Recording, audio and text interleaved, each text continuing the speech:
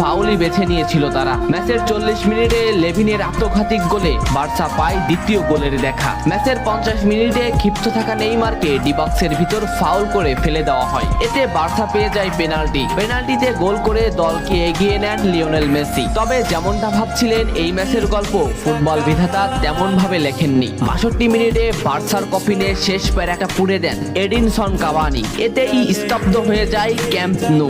আশা ছেড়ে দেন Barca coach Luis Enrique. শুধু কি তাই, স্তব্ধ হয়ে যান লিওনেল মেসিও। তবে সেদিন একজন দমে যায়নি, নামটা কি কমেন্ট করে জানান। বার্সা গোল হজমের পর লিওনেল মেসি ম্যাচের সম্পূর্ণ দায়িত্ব দেন নেইমারের উপর। আবারও শুরু হলো খেলা। ডি বক্সের বাইরে নেইমারকে ফাউল করে ডি মারিয়া। এই পজিশনে 88 মিনিটে বার্সা একটা ফ্রি কিক পায়। তবে এই ফ্রি কিকের দায়িত্ব নেইমারের কাছে বুঝিয়ে দেন মেসি। শট করেন নেইমার এবং করেন অসাধারণ গোল। এই ফ্রি কিকটা বার্সার ইতিহাসের সেরা ফ্রি কিকের একটি হয়ে রয়েছে। এর 2 মিনিট পর সুয়ারেজকে আঘাত করে পেনাল্টি পায় বার্সা। পেনাল্টি নিতে আসেন নেইমার জুনিয়র। সেদিন বার্সা নেইমারের উপরই আস্থা খুঁজে পেয়েছিল। পেনাল্টিতে অসাধারণ গোল করেন নেইমার। এমন পরিস্থিতিতেও 5 গোল করে ম্যাচ সমতা এনেছে বার্সা। এর কিছু সময়ের পরে চলে আসে সেই মাহিন রক্ষণ। ম্যাচের এই মোমেন্টটা লক্ষ্য করুন। ডি বক্সের কিছুটা সামনে নেইমারের পায়ে বল। নেইমারকে আটকাতে গেল প্রতিপক্ষের এটি খেলোয়াড়, কিন্তু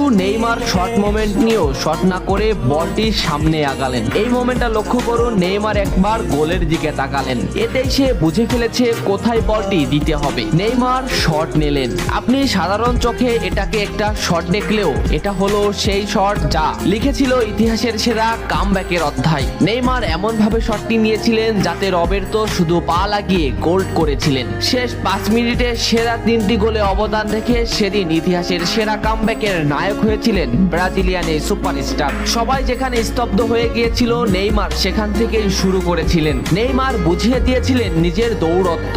ইতিহাসের সেরা কামব্যাকটা বার্সা নেইমারকেই উৎসর্গ করেছিল। এ ম্যাচে নেইমারের পারফরমেন্স ছিল আকাশচুম্বী। মাঠে থাকা দর্শকরা শুধু নেইমারের দিকেই তাকিয়েছিলেন। নেইমার এমনই, যখন জ্বলে ওঠে তখন সব পুড়িয়ে দেয়, সব তছনছ করে ফেলে। ইতিহাসের সেরা কামব্যাকের নায়ক সেদিন পিএসজি কে হারিয়ে বার্সার সমর্থকদের মুখে হাসি ফুটিয়েছিলেন। বার্সা ফ্যানরা কি এদিনের কথা ভুলে গেছে? নেইমারকে ভোলা যায় না। নেইমারের এই অবদানের কথা ভুলতে হলে ফুটবলকেই ভুলতে হবে। ফুটবল আর নেইমার এমনই, এরা আপনাকে কাঁদাবে হাসাবে, আবার কখনো কখনো অসম্ভবকে সম্ভব করে দিবে। নেইমার সেদিন অসম্ভবকেই সম্ভব করেছিলেন। ভিডিওটা কেমন লেগেছে অবশ্যই জানাবেন। এত সময় সাথে থাকার জন্য ধন্যবাদ। নেক্সট ভিডিও আসছে খুব তাড়াতাড়ি।